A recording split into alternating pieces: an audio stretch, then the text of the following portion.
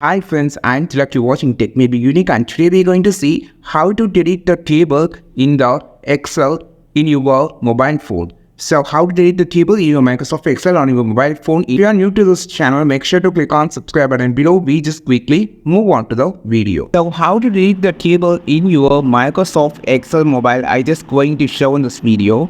For that, I just going to insert a table here. So I just select the insert option and just insert the table here, and I just going to insert another table here. So you can find how to delete this table. Okay, so we have two tables here. I just want to delete the small table.